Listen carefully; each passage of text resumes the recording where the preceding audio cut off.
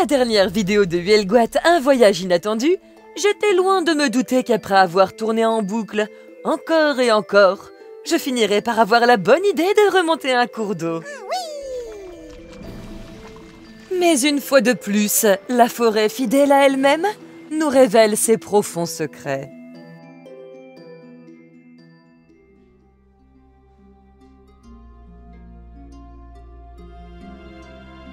Bienvenue à toi qui m'écoutes.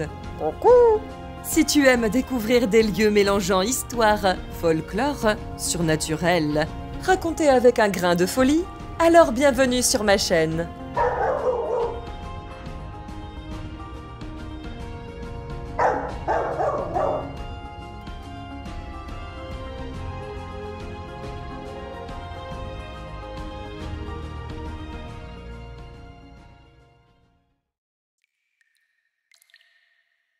Mais c'est quoi cet endroit? Où est-ce que j'ai atterri? Oh, je n'aime pas ça du tout. Hein? Quoi? Qu'est-ce que tu viens de dire? Rien. Tu parles latin, toi, maintenant. On dirait une formule magique dans Harry Potter. Je suis sûre que tu m'as lancé un sort. Essaye de trouver la sortie plutôt que de raconter n'importe quoi. C'est toi qui dis ça. Tu veux que j'aille où dans le noir? J'y vois rien, moi. Et s'il y a un trou? Oh non. On est déjà dans le trou. Oui, mais un trou dans un trou, c'est toujours possible. Cette phrase est bizarre. Non. Mais bouge donc! Ne reste pas figé! Oh, t'es gentil, toi. Je suis pétée de trouille. Ce n'est pas en restant sur place que la situation va s'améliorer. Oh, mais au fait, il est où, Kira? C'est une bonne question. Kira! Oh mon Dieu, j'ai perdu Kira! Kira! Mais calme-toi! Oh, mon petit Kira! Oh, c'est pas possible, mais qu'est-ce qui m'a pris de passer par un tel chemin? Me voilà complètement perdue. Ou alors je suis remorte. Mais arrête d'angoisser comme ça! Déjà que c'est pas normal d'entendre des voix. Allez, en voilà une autre. On n'est plus à ça près. Mais chut! Je crois qu'elle se fout de ta gueule. C'était pas toi? Non.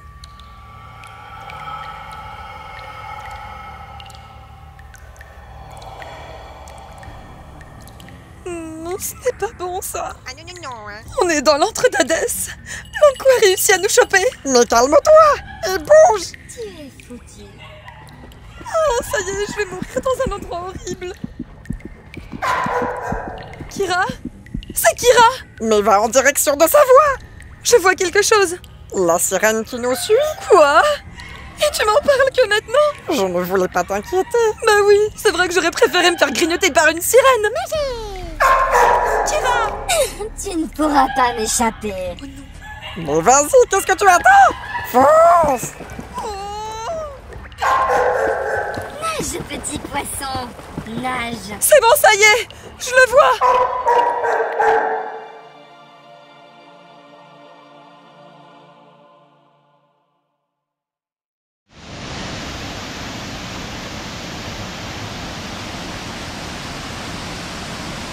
Mais ce lieu, c'est celui que j'ai pu voir dans ma vision?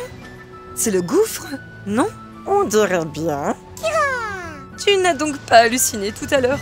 Tu as bel et bien vu une sirène. Mais oui, puisque je te le dis. Et d'ailleurs, ce ne serait pas en lien avec la légende de la princesse Dahu? C'est bien ça. Ah, purée, j'ai bien cru qu'on allait y passer. Mais c'est bizarre. Ce n'est pas aux hommes qu'elle s'en prend généralement.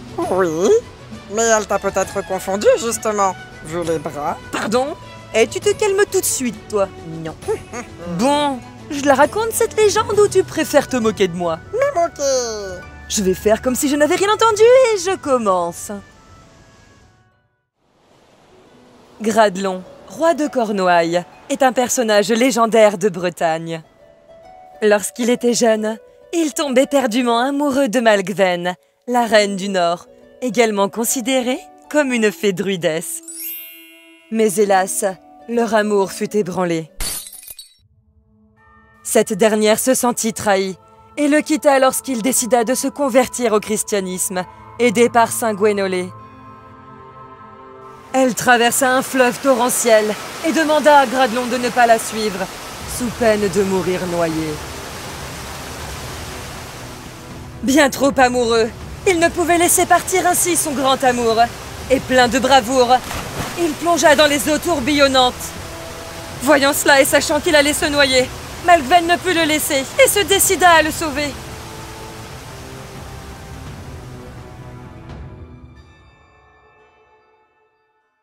Plus tard, le roi aura une fille, la princesse Dahu, qui, dit-on, aura hérité de l'esprit de sa mère, la reine du Nord.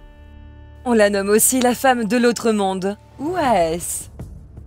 Comme sa mère, c'était une celte, mais cela n'empêcha pas Gradlon de l'aimer énormément. Heureusement, c'est tout de même sa fille. Oh, mais chut! Dahu refusait de mettre les pieds dans une église et préférait se rendre aux cérémonies dans les clairières sacrées. Son père fit édifier la ville d'Ys sur les bords de la mer. Elle devint la capitale de Cornouailles, nichée dans la baie de Douarnenez. Cité splendide et réputée, elle jouissait d'une grande renommée. L'ecclésiaste et historien Pierre le Beau avançait que l'étymologie de notre capitale actuelle, Paris, signifiait semblable à Is. Élevée plus bas que la mer, la somptueuse cité en était protégée par une puissante digue. C'est une écluse qui fermait le port. Et bien que Gradlon était le seul à décider si les gens pouvaient aller à la pêche ou non, c'est Dahu qui régnait sur la ville. Elle tenait à y faire régner la liberté et la joie de vivre. Et j'ai même pu lire qu'elle avait convié un dragon afin qu'il s'empare de tous les navires marchands. Oh, mais c'est très pratique, ça. Aimant la nature, Dahu était très liée à la déesse de la terre. Et visiblement, il n'y a pas que la terre qu'elle appréciait et célébrait. Si tu vois ce que je veux dire. Non. Ouais. Mais elle aimait particulièrement l'océan, au point de se fiancer avec. Elle pratiquait l'amour libre, et de ce que raconte la légende, chaque soir elle faisait venir un nouvel amant au palais et obligeait son hôte à porter un masque de soie. Oh, comme c'est mignon. Mais ce n'était pas un masque de soie ordinaire, que nenni. Ah non. Celui-ci avait été enchanté. Bonjour. Et non pour rendre la peau plus lisse que lisse, ni dans le but de faire diminuer les pores, ou disparaître les squames, ou régler n'importe quel problème d'acné. Oui, c'est bon, on a compris. Si je m'égare. C'est seulement à l'aube que ce maudit masque se transformait en une griffe de métal, mettant fin à la vie de ses pauvres amants. Mais c'est horrible. Et que faisait-elle du corps? Oh, c'est bien simple. Ils étaient jetés du haut d'une falaise dans l'océan. Hop, ni vu, ni connu. Enfin, j'ai lu ailleurs que ces fameux amants pouvaient avoir plus de chance dans leur façon de... quick. Au lieu de partir la face en moins, le masque enchanté rétrécissait et les étouffait peu à peu jusqu'au moment final. Oh, c'est ça que tu appelles avoir plus de chance? Oui, mais comme ça, pas de jalousie de la part de l'océan. C'est une façon de voir les choses. Un beau matin, c'est un prince vêtu de rouge qui se présenta à la belle. Il était d'une si grande beauté qu'elle en tomba instantanément amoureuse. Le coup de foudre. Elle l'écoutait parler et buvait ses paroles, ses beaux yeux bleus plongés dans les siens. La nuit commençait à tomber et une tempête s'était levée. Le tonnerre grondait violemment et les éclairs répercutaient leur lumière blanchâtre et furtive sur les grands murs des pièces du château. « Puis-je avoir la clé de l'écluse ?» lui demanda le beau prince. Dahu lui répondit que ce n'était possible, que la clé était au bout d'une chaîne autour du cou de son père. Eh bien, le roi dort en ce moment. Il suffit que tu te glisses près de lui et ce sera un jeu d'enfant pour toi d'aller lui dérober cette clé, sans qu'il ne s'en aperçoive et de m'en faire présent. Très amoureuse, elle était prête à tout pour gagner le cœur de son prince. Elle pénétra dans la chambre de son père et sans faire le moindre bruit, elle réussit à lui prendre la clé. Fière d'elle, elle s'empressa de la porter à son bien-aimé. Ils se rendirent à l'écluse qui protégeait l'océan déchaîné. Et l'homme, qui n'était autre que le diable, l'ouvrit. C'est un énorme raz de marée qui va s'abattre sur la cité d'Ys. Dahu réussit à s'échapper avec son père qui s'était réveillé. Il avait pressenti le danger. Ils s'enfuirent sur le dos de Morvac, à cheval capable de courir sur les flots. Gwénolé avait aussi survécu à la catastrophe. Il rejoignit Gradelon et Dahude au triple galop. Mais méprisant la jeune femme, il ordonna à Gradelon de s'en débarrasser. Mais le roi ne put se résoudre à perdre sa fille. D'un coup de crosse, Gwénolé fit tomber Dahude dans les remous de la mer déchaînée. Fort heureusement, Dahude réussit à s'en sortir et parvint à se rendre dans les bois qui couvrent les monts d'Arrée. Elle reviendra plus tard dans sa grande ville engloutie par les eaux, mais cette fois-ci sous la forme d'une sirène.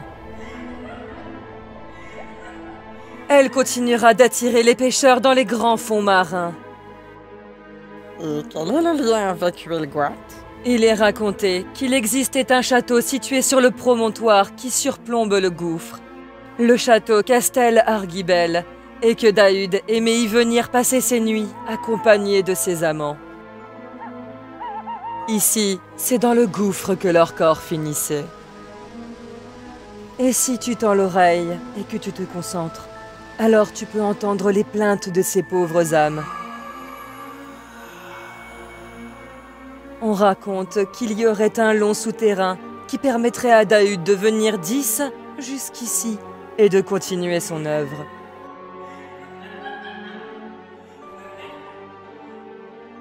J'ai pu lire qu'il était arrivé une aventure des plus insolites à un pêcheur de Douarnenez. Nous sommes fin du 19e siècle. La nuit était tombée et les marins s'apprêtaient à rentrer. Mais l'encre bloquée dans le fond de la mer les y en empêchait. Afin de la décrocher, un des marins se jeta à l'eau. Oui, je sais exactement à quoi tu t'attends. Mais celui-ci eut de la chance. Oh. Ce n'était pas la sirène qu'il avait vue ce soir-là, mais une cathédrale éclairée avec des hommes et des femmes habillés dans de beaux costumes. Oh, c'est marrant. Ça me rappelle une histoire similaire, mais à Saint-Philbert de Grandlieu. Tu parles de la cité engloutie d'Herbauge, n'est-ce pas? Oui. Nous en parlerons une prochaine fois. Et pour épaissir le mystère du gouffre, il s'y est passé un drame, le 23 mai 1919. Un homme y est retrouvé, mort. Il s'agit ici du romancier, poète, ethnographe, archéologue et médecin Victor Ségalen. Ça en fait de titres. C'est sa femme, Madame Yvonne Ségalen, qui le retrouva au sommet du sentier qui domine le gouffre. Une stèle lui sera dressée à cet endroit précis. Les rumeurs vont bon train. Les gens disent qu'il s'agirait de l'œuvre de la sirène. Quoi qu'il en soit, cette histoire de cité engloutie, de sirène, ça me fait penser à ce conte de Hans Christian Andersen. Effectivement, ce conte incarne une perspective chrétienne de la rédemption par l'amour. Je ne sais pas si tu as lu ce conte, mais ça ne finit pas du tout pareil que dans le dessin animé. Ah non, non, non, hein. Et les histoires de sirènes ne datent pas d'hier. Leur mythe remonterait à la Grèce antique. Elles personnifient à la fois les séductions et les dangers de la mer. Oh non. Dans l'Odyssée d'Homère, lorsqu'Ulysse, à bord de son navire, les aperçoit, il ordonne à tout son équipage de se boucher les oreilles avec de la cire. Et curieux de connaître leur chant envoûtant, il leur demande de l'attacher solidement au mât pour ne pas finir. Ce sont des génies de la musique et du chant. Ah, c'est sûr que ça fonctionnerait moins bien si c'était du Aya Nakamura et si elles utilisaient l'autotune. Ici, on parle de vrais talents. Bien y réfléchir, ils auraient beaucoup plus de chance, car ils ne se seraient sûrement pas jetés à la mer, pour le coup. Ah non, non, non, hein. Et tu vas sûrement me prendre pour une folle. Ah oui. Mais je ne peux m'empêcher de faire le lien entre ces récits de cité engloutie et le célèbre mythe de l'Atlantide. Enfin, surtout sa chute. Ou celui du déluge. Parce que lorsque l'on prête un tant soit peu attention aux légendes qui nous entourent, on se rend vite compte qu'elles racontent très souvent la même chose, sous des formes différentes.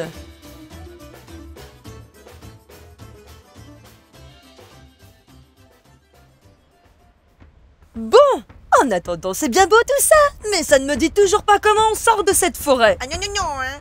Et pour la crêperie, J'ai lâché l'affaire.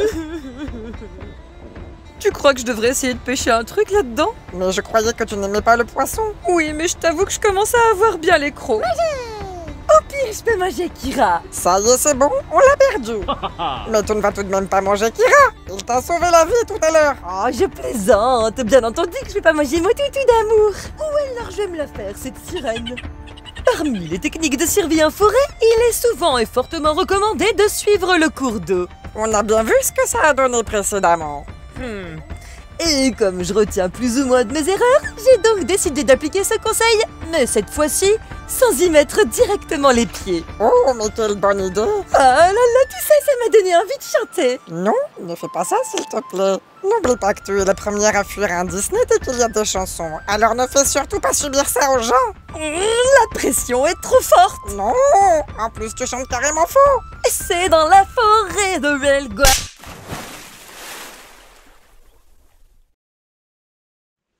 Non, mais je savais pas que t'étais capable de faire ça. Je te rassure, je ne le savais pas non plus. Ouais, tu parles, je sais pas si c'est rassurant, mais à cause de toi maintenant, je suis toute trempée. Non, mais c'est moi, on est clairement en train de se payer ma tête. En même temps, il y a de quoi. Et ça aurait été bien pire si je ne t'avais pas empêché de chanter. Oh, ça va, il y en a bien qui aiment bien les musiques de la Reine des Neiges. Je me suis dit que ça pouvait pas être pire. Et pour changer, on est encore perdu. Je t'avoue que ça devient lassant. Je commence vraiment à perdre patience. Vois le bon côté des choses. Elle est magnifique, cette forêt. Youpi, je vais mourir dans une belle forêt. Ah oui. Tiens, mais c'est quoi ça devant? C'est marqué le camp d'Artus. Oui, merci, je sais lire. Je me demande bien où ça va encore nous mener, tout ça. Mais au fait, j'y pense. Et tes visions, tu t'en souviens? C'est vrai, ça? J'en ai des vagues souvenirs. Attends, je crois qu'à un moment donné, j'ai vu un arbre. Oh, mais oui, c'est bon! Je me souviens! J'ai aussi vu un menhir! Ah, attends, je crois qu'il y avait encore quelque chose d'autre. J'arrive pas à me souvenir.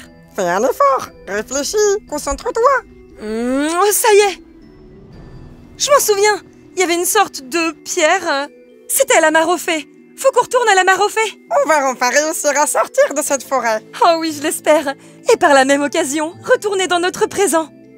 Enfin, si d'ici là, on se fait pas choper par les corrigans. Ou pire. Non mais tu as fini. Tu vas finir par nous porter la poisse.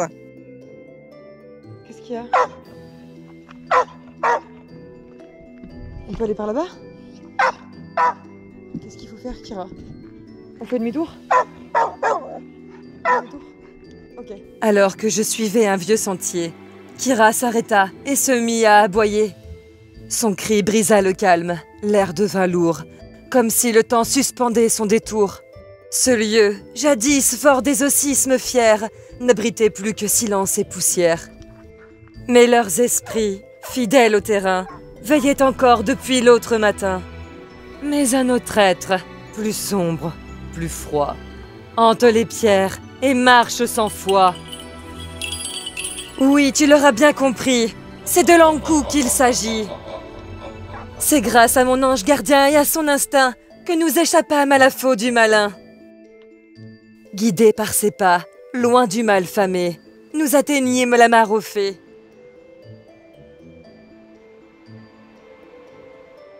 La première étape était réalisée. Mais voilà que nous étions à nouveau bloqués. Oh non, point de cailloux enchanté. C'est alors que Kira se mit à chercher. Et c'est au pied d'un arbre aux racines sacrées qu'un éclat discret vint se révéler. Dans l'entrelac du bois silencieux dormait un pendule, objet plutôt mystérieux.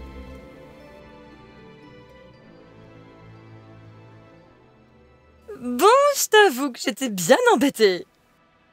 Purée, j'ai vraiment l'air... Mais non, pas du tout. Il faut juste que tu te laisses guider par le pendule maintenant. Si, c'est bien ce que je dis. Tu parles, c'est moi qui le fais gigoter. Oh là là, je sais pas du tout ce que je suis en train de faire, c'est vraiment n'importe quoi. En attendant, on ne peut pas le nier, mais on avance. C'est sûr que de mettre un pied devant l'autre, ça nous fait avancer. En revanche, je sais pas du tout où on va se retrouver. Oh, mais qu'est-ce que tu es défaitiste. En même temps, y a de quoi? Ça fait combien de temps qu'on tourne dans cette forêt? Ah, on dirait un vieux couple en train de s'engueuler, alors que c'est simplement moi et ma conscience. Faut le faire quand même. Qu'est-ce que tu racontes? Non, rien. Et c'est au bout de plusieurs engueulades que je finis par trouver l'arbre. Il était d'ailleurs grand temps car je ne commençais à ne plus me supporter. Elle est complètement fêlée.